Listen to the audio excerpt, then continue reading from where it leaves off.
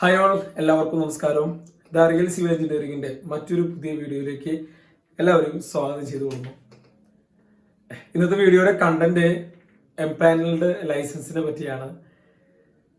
ഈ അടുത്ത് മാധ്യമങ്ങളിൽ നമ്മുടെ എഞ്ചിനീയറിംഗ് കൺസ്ട്രക്ഷനുമായി ബന്ധപ്പെട്ടിട്ട് രണ്ട് ന്യൂസുകളാണ് ബ്രേക്ക് ചെയ്ത് വന്നിട്ടുള്ളത്.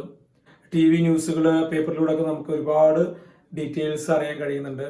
രണ്ട് കാര്യങ്ങളാണ് വന്നിട്ടുള്ളത്. ഒന്നാമത്തെ, നമ്മുടെ ഒരു ഒറ്റ ദിവസം കൊണ്ട് പെർമിറ്റ് എടുക്കാം എന്നുള്ളൊരു ക്യാപ്ഷൻ. രണ്ടാമത്തത്, വർദ്ധിപ്പിച്ച പെർമിറ്റ് ഫീസ്. ഇത് രണ്ടും വലിയൊരു ചർച്ചകൾ തന്നെ നടക്കുന്നുണ്ട്. ഇനി എന്തായാലും ഗവൺമെന്റിന്റെ പുതിയൊരു തീരുമാനമാണ്, നല്ലോണം ആലോചിച്ചൊരു തീരുമാനമായിരിക്കാം. അപ്പൊ അതിന്റെ സക്സസ് ആവട്ടെ എന്നുള്ള എല്ലാ ആശംസകളും നേരുന്നു. ദെൻ എന്താണ് എംപാനൽഡ് ലൈസൻസ്? ഇതുമായി ബന്ധപ്പെട്ട് ഒരുപാട് കൺഫ്യൂഷൻസ് ഉണ്ട്. അപ്പോൾ അതിനെ പറ്റിയിട്ട് എനിക്ക് അറിയാവുന്ന കാര്യങ്ങളൊന്നും വീഡിയോ ആയിട്ട് ചെയ്യാണ്. ഒപ്പം തന്നെ ഈ വീഡിയോയിൽ നമ്മൾ ഒരു എംപാനൽഡ് ലൈസൻസിന്റെ അപ്ലിക്കേഷൻ ഡ്രാഫ്റ്റ് ചെയ്യുന്ന മെത്തേഡും ഇതിന്റെ കൂടെ ഞാൻ ഉൾപ്പെടുത്തിയിട്ടുണ്ട്. അപ്പോൾ സ്റ്റാർട്ട് ചെയ്യാം. എംപാനൽഡ് ലൈസൻസ് പറഞ്ഞാൽ ഒരു സമയത്ത് ഡിക്ലെയർ ചെയ്തിരുന്നു, നിങ്ങൾക്ക് തന്നെ പെർമിറ്റ് എടുക്കാം. നമ്മുടെ മുനിസിപ്പാലിറ്റിയിലെ ഓവർസീറുടെയോ അല്ലെങ്കിൽ എഞ്ചിനീയറുടെയോ സഹായം ഇല്ലാതെ നമുക്ക് ഡയറക്റ്റ് ആയിട്ട് പെർമിറ്റ് എടുക്കാനുള്ള ഓപ്ഷൻ നമുക്ക് വന്നിരുന്നു, എംപാനൽഡ് ലൈസൻസ് എന്ന പേരിൽ.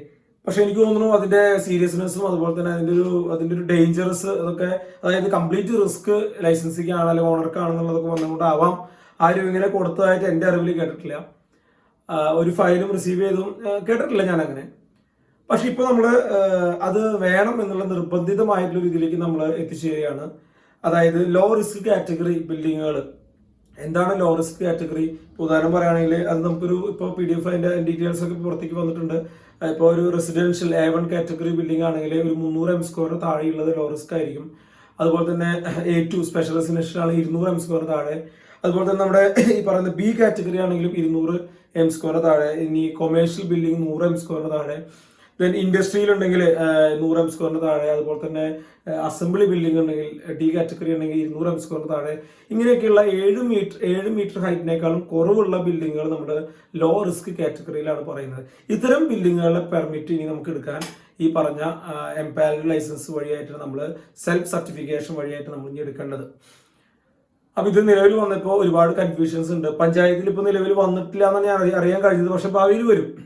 ഇപ്പൊ നമുക്ക് മുനിസിപ്പാലിറ്റി കോർപ്പറേഷനിലാണ് ഈ പറഞ്ഞ റൂൾ വന്നിട്ടുള്ളത്. അപ്പോൾ ഇതിൽ IBPMS ചേഞ്ചുകളുണ്ടോ എന്നാണ് അടുത്ത ചോദ്യം. IBPMS നമ്മൾ ഒരു പ്ലാൻ കൊടുക്കാൻ നോർമൽ ആയിട്ട് നമ്മൾ വരയ്ക്കുക. സ്ക്രൂട്ടനിക്ക് നമ്മൾ അയക്കുമല്ലോ, സ്ക്രൂട്ടനിക്ക് വേണ്ടി നമ്മൾ സബ്മിറ്റ് ചെയ്യുന്ന അതേ ഫോർമാറ്റിൽ നമ്മൾ ഒരു ഡ്രോയിങ് പ്രിപ്പയർ ചെയ്യാം.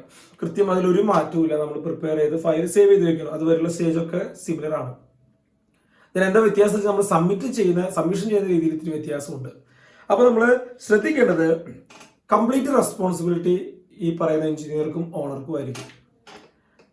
അപ്പോൾ അതുകൊണ്ട് തന്നെ ആ പറയുന്ന വരുന്ന സൈറ്റ് എന്ന് പറയുന്നത് CRZ ഏരിയയിൽ പെട്ടതാണോ, അതായത് കോസ്റ്റൽ റെഗുലേഷൻ സോണ്, വെറ്റ് ലാൻഡിലാണോ, പാഡി ഫീൽഡ് ആണോ, അല്ലെങ്കിൽ എന്തെങ്കിലും വൈഡനിങ് ഉണ്ടോ, അതുപോലെ തന്നെ മറ്റെന്തെങ്കിലും NHന്റെ ഡീറ്റെയിൽസ്. അപ്പൊ ഇത് ഇത്ര എല്ലാ കാര്യങ്ങളും സ്റ്റഡി ചെയ്യേണ്ട ഇനീഷ്യലി എഞ്ചിനീയർ ആണ്.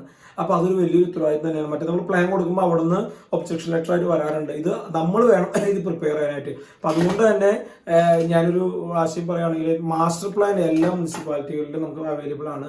അത് കളക്ട് ചെയ്ത് എടുത്തു വെച്ചിട്ട് അതിൽ ചെക്ക് ചെയ്തിട്ട് നിങ്ങൾ പ്ലാൻ സബ്മിറ്റ് ചെയ്യാൻ പ്രത്യേകം ശ്രദ്ധിക്കുക. കാരണം ഇത് നമ്മുടെ ഉത്തരവാദിത്വമാണ്. പിന്നീട് അത് അടുത്ത സ്റ്റേജ്, നമ്മളിപ്പോൾ എംപാനൽഡ് ലൈസൻസിൽ പെർമിറ്റ് ലഭിച്ചാലും ഫസ്റ്റ് പ്ലിന്ത് ഏരിയ കഴിഞ്ഞാൽ ഒരു സ്റ്റേജ് അവർ വന്ന് നമുക്ക് സബ്മിറ്റ് ചെയ്യാനുള്ള ഓപ്ഷൻ ഉണ്ട്.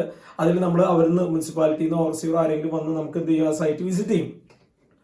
അന്നേരം എന്തെങ്കിലും വയലേഷൻസ് റിപ്പോർട്ട് ചെയ്ത് കഴിഞ്ഞാൽ എന്ത് വന്നു, ഇത് ഫൈൻ അടയ്ക്കാനോ അതുപോലെ തന്നെ ലൈസൻസിനെ ബാധിക്കാനൊക്കെ ഒരുപാട് സാഹചര്യങ്ങൾ ഉണ്ടാവുന്നുണ്ട്. അതുകൊണ്ട് തന്നെ ഇത് കൃത്യമായിട്ട് പഠിക്കാതെ, നമ്മൾ ബിൽഡ് റൂൾ പഠിക്കാതെയോ ഈ പറഞ്ഞ മറ്റു കണ്ടീഷൻസ് പഠിക്കാതെയോ റോഡിന്റെ വൈഡിങ് ഒന്നും പഠിക്കാതെയോ നമുക്ക് പ്ലാൻ സബ്മിറ്റ് ചെയ്യാൻ പറ്റില്ല. അപ്പൊ അതുകൊണ്ട് കൃത്യമായിട്ട് ബിൽഡ് റൂൾ മാത്രമല്ല മറ്റ് മാസ്റ്റർ പ്ലാനിലുള്ള ഡീറ്റെയിൽസ് അതായത് മുനിസിപ്പാലിറ്റികളുടെ നമ്മൾ കണ്ടെത്തി പഠിച്ചിട്ട് നമ്മൾ സബ്മിഷൻ ഒരുങ്ങാവൂ. അത് വളരെ ശ്രദ്ധിക്കണം. വളരെ ഗൗരവത്തോടെ തന്നെ നമ്മൾ അത് കാണേണ്ട കാര്യങ്ങളാണ്. ദെൻ പല സ്റ്റേജുകളായിട്ട് തിരിച്ച് അവർ വന്ന് കാണാം. പല ഫോട്ടോസുകൾ സബ്മിറ്റ് ചെയ്യാൻ പറയുന്നുണ്ടായിരിക്കാം. പ്ലിന്ത് ഏരിയ സ്റ്റേജിൽ വന്നിട്ട് എന്തെങ്കിലും എററുകൾ കണ്ടാൽ ചിലപ്പോൾ വിളിക്കേണ്ടി വരും. അപ്പോൾ അതൊക്കെ ഇല്ലാതിരിക്കാൻ കറക്റ്റ് എഞ്ചിനീയർ ഉത്തരവാദിത്തമാണെന്നുള്ളത് പ്രത്യേകം ഓർപ്പിക്കുകയാണ്. ഇപ്പോൾ ലോ റിസ്ക് കാറ്റഗറി പറഞ്ഞു. അതുപോലെ തന്നെ പഞ്ചായത്ത് ഏരിയകളിൽ വന്നിട്ടില്ല, മുനിസിപ്പൽ ഏരിയയിലാണ് ഇപ്പോൾ നമ്മൾ വന്നിട്ടുള്ളത്. അപ്പോൾ നമുക്ക് സാധാരണഗതിയിൽ നമുക്ക് ഹൈ റിസ്ക് ബിൽഡിംഗ് ആണ് എന്ത് വേണം, ഒന്നുമില്ല. സാധാരണ നമ്മൾ കൊടുക്കുന്ന അതേ മെത്തേഡിലൂടെ നമ്മൾ IBPMS വഴി നമ്മൾ സബ്മിറ്റ് ചെയ്യുക. നിങ്ങൾക്ക് ഇപ്പോൾ വീഡിയോ കാണിക്കുമ്പോൾ അതിൻ്റെ ഡീറ്റെയിൽ മനസ്സിലാവും എവിടെയാണ് സാധാരണ ജനറൽ പെർമിറ്റ് കിടക്കണമെന്ന്. അപ്പോൾ അതും റെഗുലറൈസേഷൻ മറ്റ് രീതിയിൽ എന്തുണ്ടെങ്കിൽ നമുക്ക് ജനറൽ പെർമിറ്റ് വഴി അപ്ലൈ ചെയ്യാം. അല്ല പുതിയ കൺസ്ട്രക്ഷൻ ആണ് ലോ റിസ്ക് കാറ്റഗറി ആണെങ്കിൽ മാത്രം നമുക്ക് സെൽഫ് ഡിക്ലറേഷൻ വഴി നമുക്ക് സബ്മിറ്റ് ചെയ്യാനുള്ള ഒരു ഓപ്ഷൻ ഉണ്ട്. അതാണ് ഇപ്പോൾ നിലവിൽ വന്നിട്ടുള്ളത്. അപ്പോൾ ഇത് ഡിക്ലെയർ ചെയ്തപ്പോൾ മിനിസ്റ്ററുടെ ഭാഗത്തു നിന്നൊരു മെസ്സേജ്, അതായത് നമുക്ക് അറിയാൻ കഴിഞ്ഞത്, അതായത് മൊത്തത്തിൽ ഒരു 3 മാസത്തേക്കൊക്കെ, അതായത് ഇപ്പോൾ മെയ് മാസം വരെയെങ്കിലും നമുക്ക് എല്ലാവർക്കും എംപാനൽ ലൈസൻസ് ഉണ്ടെന്ന് കരുതാം.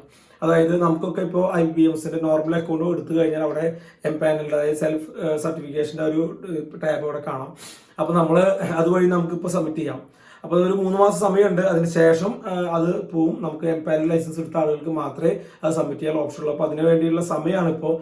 എങ്ങനെ എംപാനൽ ലൈസൻസ് എടുക്കാമെന്ന് കൃത്യമായ ഒരു വീഡിയോ ഞാൻ അടുത്തതിൽ ചെയ്യാം. എന്നാലും വെറുതെ ഒന്ന് പറയുകയാണ്, നമുക്കിപ്പോൾ ഹാർഡ് കോപ്പി വഴി നമുക്ക് എംപാനൽ ലൈസൻസ് ഡിസ്ട്രിക്ട് ഓഫീസറിൽ നമുക്ക് ഡയറക്ടർ ഓഫീസിൽ നമുക്ക് ലഭിക്കും. ഇത് ഓൺലൈനായിട്ട് ചെയ്യാനുള്ള ഓപ്ഷൻ ഇപ്പോൾ IBPMSൽ വരുന്നുണ്ടെന്ന് തോന്നുന്നു. നമുക്ക് അതുകൊണ്ട് കിട്ടിക്കഴിഞ്ഞാൽ നമുക്ക് എല്ലാവർക്കും ഓൺലൈനായിട്ട് നമുക്ക് പൈസ അടച്ചുകൊണ്ട് നമുക്ക് എംപാനൽഡ് ലൈസൻസ് നമുക്ക് കളക്ട് ചെയ്യാം. അല്ലാത്തവർക്ക് തിരക്കുള്ള ആളുകൾക്കൊക്കെ ഓഫ്ലൈനായിട്ട് ചെയ്യാനുള്ള മെത്തേഡുകളുണ്ട്. അതിൻ്റെ ഒരു വീഡിയോ നമ്മൾ അടുത്തതിലായിട്ട് ചെയ്യാം. അപ്പോൾ ഇത്രയും കാര്യങ്ങളാണ് ശ്രദ്ധിക്കേണ്ടത്. പിന്നെ ഇതിൽ തന്നെ നമുക്ക് പെർമിറ്റ് ഫീസ് അടയ്ക്കേണ്ടത് സിറ്റുവേഷൻ ഉണ്ട്. നമ്മൾ കൊടുത്തു കഴിഞ്ഞാൽ സ്ക്രൂട്ടനിക്ക് പോകും.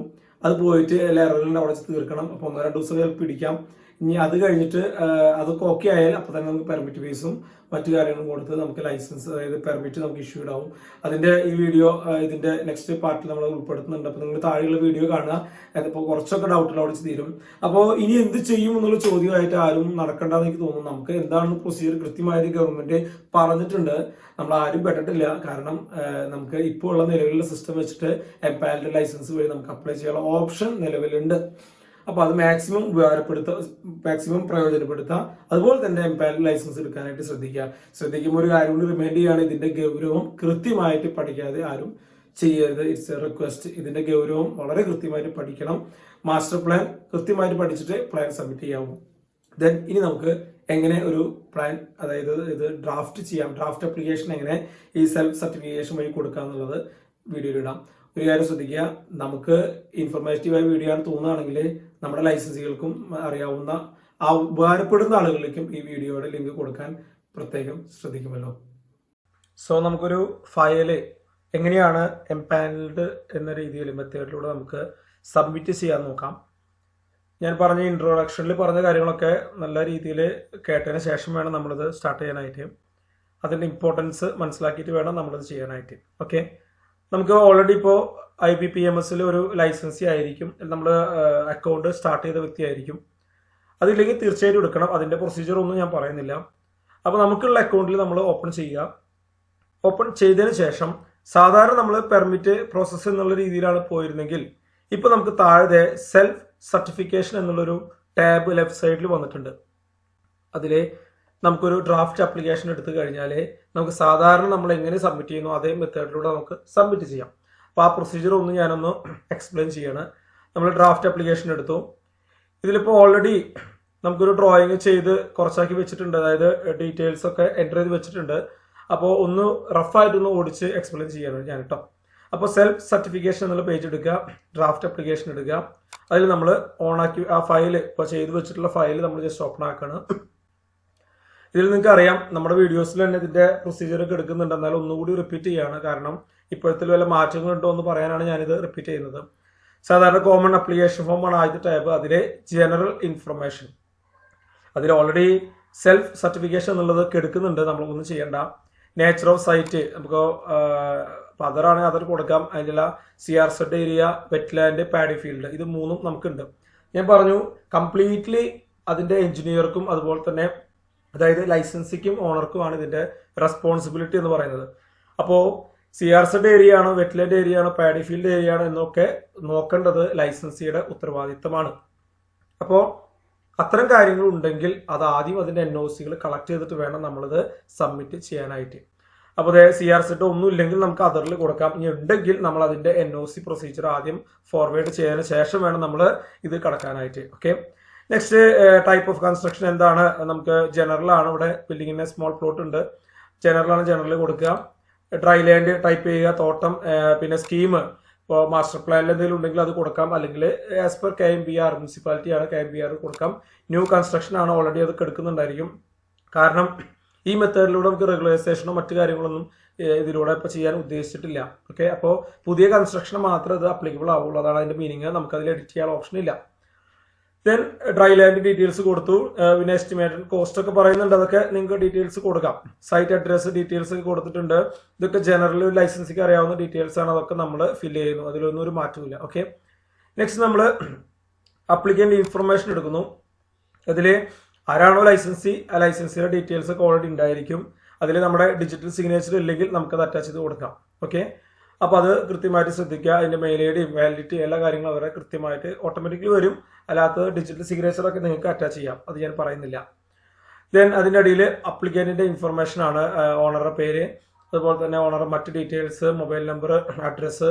അവിടെ നമുക്ക് ഓണറുടെ സൈൻ അറ്റാച്ച് ചെയ്യാനുള്ള ഓപ്ഷൻ ഉണ്ട്. ഇവിടെ ഒരു പ്രിന്ററിന്റെ ഒരു സിമ്പിൾ കണ്ടോ, അതിലൂടെ നമുക്ക് ആ സിഗ്നേച്ചർ അറ്റാച്ച് ചെയ്യാൻ പറ്റും. ദെൻ ബാക്കി പെർമനന്റ് അഡ്രസ് ആയാലും മറ്റ് ഡീറ്റെയിൽസ് ഒക്കെ നമുക്ക് കൊടുക്കാം, ഫോൺ നമ്പർ.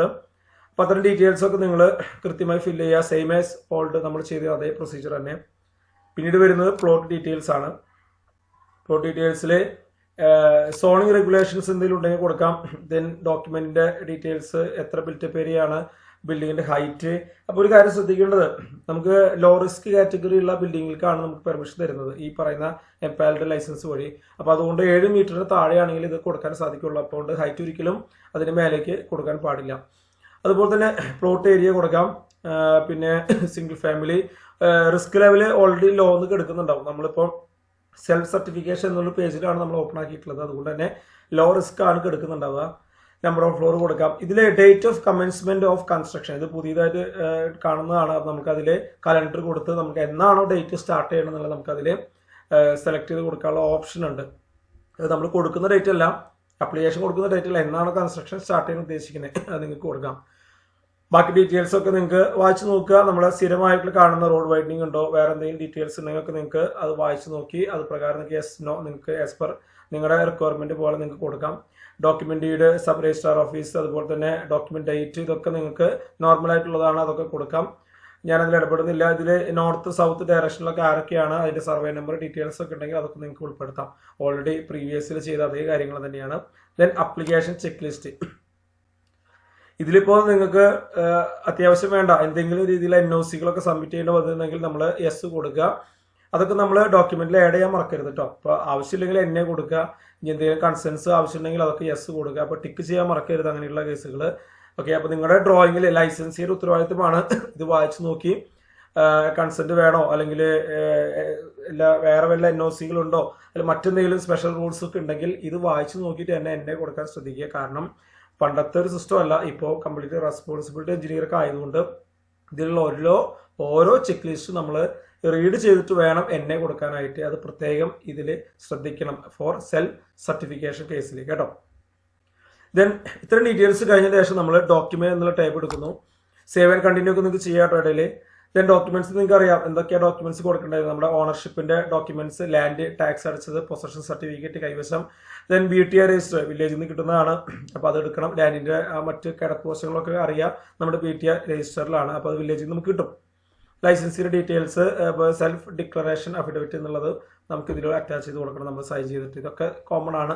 അപ്പം അതിൽ ഈ പറഞ്ഞ ഓണറുടെ ഡീറ്റെയിൽസ് ഒക്കെ നാം പ്രീവിയസ്ലി പറഞ്ഞ പോലെ തന്നെ ഡോക്യുമെന്റ് എല്ലാ പുറവും വേണം. അത് ഒറിജിനലിൽ നിന്നാണ് നമ്മൾ സ്കാൻ ചെയ്യേണ്ടത് കേട്ടോ. അത്ര കാര്യങ്ങളൊക്കെ പറഞ്ഞിട്ടുണ്ടെങ്കിൽ പലപ്പോഴും അത് വിട്ടുപോയിട്ട് അത് സ്ക്രൂട്ടിനിറ്റി എന്ന് പറഞ്ഞാൽ ഇഷ്യൂ വരാറുണ്ട്. അതുകൊണ്ട് ഒന്നുകൂടി ഓർപ്പിക്കുന്നേ ഉള്ളൂ. നെക്സ്റ്റ് ഡ്രോയിങ് എടുക്കുക.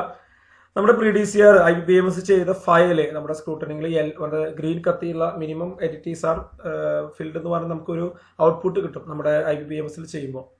ആ പറയുന്ന പ്രീവിയസ് ഇയർ ഡ്രോയിങ് സേവ് ചെയ്ത് വെച്ചാൽ അതിവിടെ നമ്മൾ ആഡ് ചെയ്ത് കൊടുക്കണം. അപ്പോൾ ഒരു കാര്യം പലരും ചോദിക്കാറുണ്ട്, എംപാനൽഡ് ചെയ്യുമ്പോൾ ഒറ്റ ദിവസം കൊണ്ട് കിട്ടുന്നില്ലെന്ന്. ശരിയാണ്, പക്ഷേ ഇവിടെ സ്ക്രൂട്ടിനിറ്റി എന്നുള്ളൊരു വിഷയം തീരുന്നില്ല, അതവിടെ നിലനിൽക്കുന്നുണ്ട്. അപ്പോൾ നമ്മൾ അയച്ചു കഴിഞ്ഞാൽ എത്രയും പെട്ടെന്ന് സ്ക്രൂട്ടിനിറ്റി കഴിഞ്ഞ് കിട്ടുമെന്നാണ് നമ്മൾ പ്രതീക്ഷിക്കുന്നത്. അതിനുശേഷമാണ് നമുക്ക് എന്ത് ചെയ്യാൻ പറ്റുള്ളൂ, ഇതൊക്കെ ഫൈനലൈസ് ചെയ്യാൻ സാധിക്കുള്ളൂ കേട്ടോ. അപ്പോൾ സ്ക്രൂട്ടിനിറ്റി ഉണ്ടായിരിക്കും, നമ്മൾ അതിന് വേണ്ടി ഫയൽ അറ്റാച്ച് ചെയ്ത് കൊടുത്തു. അതിലെന്തെങ്കിലും എറർ ഉണ്ടെങ്കിൽ നമുക്ക് റിട്ടേൺ വരും, അത് കറക്റ്റ് ചെയ്യേണ്ട ഉത്തരവാദിത്വം നമുക്ക് പാരലൽ ആയിട്ടുണ്ട്. ഓക്കെ, ദെൻ സ്ക്രൂട്ടിനിറ്റി ടൈപ്പ് എന്ന് പറഞ്ഞാൽ ഓൾറെഡി ലോ റിസ്ക് എടുക്കുന്നുണ്ട്, ഓട്ടോ ആണ്, അത് ഓട്ടോമാറ്റിക്കായി ഉണ്ട്, നമുക്ക് മാറ്റാനുള്ള ഓപ്ഷൻസ് ഇല്ല. ദെൻ ഫീസും മറ്റു കാര്യങ്ങളൊക്കെ നമുക്ക് അറിയണമെങ്കിൽ അതിന്റെ ഡീറ്റെയിൽസ് ഒക്കെ അറിയണമെങ്കിൽ നമുക്ക് ഇത് സബ്മിറ്റ് ചെയ്യണം. അപ്പോൾ സബ്മിറ്റ് ഫോർ സ്ക്രൂട്ടിനിറ്റി എന്നുള്ള പോർഷനിൽ നമ്മൾ സബ്മിറ്റ് കൊടുത്തു കഴിഞ്ഞാൽ നെക്സ്റ്റ് ഫീസിന്റെ കാര്യങ്ങളൊക്കെ പറയും. നിങ്ങൾക്കറിയാം ഇപ്പോൾ പെർമിറ്റ് ഫീസ് എന്ന് പറയുന്നതും അപ്ലിക്കേഷൻ ഫീസിന്റെ ഒക്കെ ഒരു വലിയൊരു മാറ്റം വന്നിട്ടുണ്ട്. അപ്പോൾ അത് ഇവിടെ ബാധകമായിരിക്കും. അപ്പോൾ ഓൺലൈനായിട്ട് നിങ്ങൾക്ക് പേയ്മെന്റ് ചെയ്യാം. അപ്പോൾ അത്രയൊരു എമൗണ്ട് നമ്മൾ കരുതി വെച്ചിട്ട് വേണം നമ്മളിത് അപ്ലൈ ചെയ്യാനായിട്ട് ഇരിക്കാനായിട്ട്. അപ്പോൾ ഇത്തരം കാര്യങ്ങളൊക്കെ നമ്മൾ വളരെ കൃത്യമായിട്ട് ചെയ്തു. ഇവിടെയൊക്കെ ഓരോ നമ്മുടെ ഉത്തരവാദിത്തത്തിലാണെന്നുള്ള പലതും നമ്മൾ ടിക്കറ്റ് എടുക്കുന്നുണ്ട്. അതൊക്കെ നമ്മൾ നല്ലോണം റീഡ് ചെയ്യണം. പണ്ട് നമ്മൾ കൊടുത്തിരുന്ന പോലെ അപ്ലിക്കേഷൻ ഫില്ല് ചെയ്യരുത്. ഓരോ ടിക്കിനും അതിൻ്റെതായ ഇമ്പോർട്ടൻസ് ഉണ്ട്. കാരണം നമ്മുടെ ഉത്തരവാദിത്തം അത്രയും വലുതാണെന്നാണ് ഈ പറഞ്ഞതിൻ്റെ ഉദ്ദേശം. ഓക്കെ, നമ്മളത് ശേഷം നമ്മൾ സബ്മിറ്റ് ഫോർ സ്ക്രൂട്ടിനിറ്റി എന്നുള്ള നമ്മൾ ക്ലിക്ക് ചെയ്യുന്നു. അപ്പോൾ ഇവിടെ ഇൻഫർമേഷൻസ് ഒക്കെ കറക്റ്റ് അല്ലെന്ന് ചോദിക്കുന്നത്. ഒരു കാര്യം പറയാണ്, നമുക്ക് ഒരിക്കലും അപ്ലിക്കേഷൻ എഡിറ്റ് ചെയ്യാൻ സാധിക്കില്ല. അതുകൊണ്ട് കറക്റ്റ് അല്ലെന്ന് ഉറപ്പ് വരുത്തേണ്ട ഉത്തരവാദിത്തം നിങ്ങൾക്കുണ്ട്. അപ്പോൾ അത് കൃത്യമായിട്ട് കൊടുത്തതിന് ശേഷം നിങ്ങൾ എന്ത് ചെയ്യുക, ഓക്കെ പ്രസ് ചെയ്യുക. അപ്പോൾ നമുക്ക് ഈ പറഞ്ഞത് അവിടെ ഇപ്പോൾ ഇതിൽ അൺകണ്ടീഷണൽ ഡോക്യുമെന്റ് അറ്റാച്ച് ചെയ്യാൻ പറയുന്നുണ്ട്. ഓക്കെ, ഞാനത് നോക്കിയിട്ട് എല്ലാം അറ്റാച്ച്മെന്റ് ഓക്കെ ആണെന്ന് ഉറപ്പ് വരുത്തിയതിനു ശേഷം ഞാൻ സബ്മിറ്റ് ഫോർ സ്ക്രൂട്ടിനിറ്റിക്ക് ചെയ്യും. ശേഷം നമ്മൾ വെയിറ്റ് ചെയ്യണം. ആഫ്റ്റർ സ്ക്രൂട്ടിനിറ്റി കഴിഞ്ഞതിന് ശേഷം അതിൻ്റെ എന്താണ് അതിൻ്റെ റിസൾട്ട്, അതിൽ എന്തൊക്കെയാണ് എല്ലാ എററുകൾ ഉണ്ടെങ്കിൽ അത് കറക്റ്റ് ചെയ്യണം. അതുപോലെ തന്നെ ഇനി അല്ലെങ്കിൽ നമുക്ക് എങ്ങനെ ഫീസ് അടയ്ക്കാം, അതിൻ്റെ പെർമിറ്റ് എങ്ങനെയായിരിക്കും എന്നുള്ള കാര്യങ്ങളൊക്കെ നെക്സ്റ്റ് പാർട്ടിൽ ഞാനിടാം. അല്ലെങ്കിൽ ഒരുപാട് ലെങ്തി ആയിരിക്കും. അപ്പോൾ ഇത്രയും കാര്യങ്ങൾ വളരെ കൃത്യതയോടെ നിങ്ങൾ സബ്മിറ്റ് ചെയ്യാൻ ശ്രദ്ധിക്കുക. ഞാൻ ഒന്നുകൂടി പറയുകയാണ്, പലർക്കുള്ള ഡൗട്ടാണ് നമുക്ക് ഇനി മുതൽ IBPMS ചെയ്യാൻ സാധിക്കും എന്നുള്ളത്. കാരണം വീടുകളൊക്കെ ലോ റിസ്ക് കാറ്റഗറിയിലാണ് വരുന്നത് അല്ലേ. നിങ്ങൾക്ക് ചെയ്യാം. നിങ്ങൾക്ക് ഈ മെയ് മാസം വരെയൊക്കെ എക്സെപ്ഷൻ കൊടുത്തിട്ടുണ്ടെന്നാണ് നമുക്ക് അറിയാൻ കഴിഞ്ഞത്. നിങ്ങൾക്ക് അതുവരെയൊക്കെ എല്ലാവരും എംപാനൽഡ് എന്നുള്ള രീതിയിലാണ് നിങ്ങൾക്ക് അപ്ലൈ ചെയ്യാനുള്ള ഓപ്ഷൻ ഉണ്ട്. ശേഷം ഒരു ജൂണൊക്കെ തൊട്ടിട്ട് നമുക്കത് കമ്പൽസറി ആവും. അതുകൊണ്ട് തന്നെ എംപാനൽഡ് ലൈസൻസ് എടുക്കേണ്ട ഒരു ഉത്തരവാദിത്വം നമുക്കുണ്ട്. ആദ്യം പറഞ്ഞ പോലെ തന്നെ ഇപ്പോൾ ഓൺലൈനായിട്ടൊന്നും വന്നിട്ടില്ല. നമുക്ക് എംപാനൽഡ് എടുക്കാനുള്ള ഒരു ഓപ്ഷൻ വരുമായിരിക്കും. അപ്പോൾ നമുക്കത് വെയിറ്റ് ചെയ്യാം. സോ നമുക്ക് സബ്മിറ്റ് ഫോർ സ്ക്രൂട്ടിനിറ്റി ഞാൻ കൊടുക്കുന്നുണ്ട്. ദെൻ നമുക്ക് വെയിറ്റ് ചെയ്യാം. ദെൻ എങ്ങനെയിരിക്കും പെർമിറ്റ്, മറ്റെന്തൊക്കെ കാര്യങ്ങൾ അടുത്ത സ്റ്റേജിൽ വരുമെന്ന് നെക്സ്റ്റ് വീഡിയോയിൽ പ്രസന്റ് ചെയ്യുന്നതായിരിക്കും. Okay, thank you. ഇൻഫോർമേറ്റീവ് ആണ് തോന്നുകയാണെങ്കിൽ നമ്മുടെ ലൈസൻസുകൾക്കും എല്ലാ എഞ്ചിനീയേഴ്സിനും വീഡിയോയുടെ ലിങ്ക് ഷെയർ ചെയ്യുമല്ലോ. Thank you.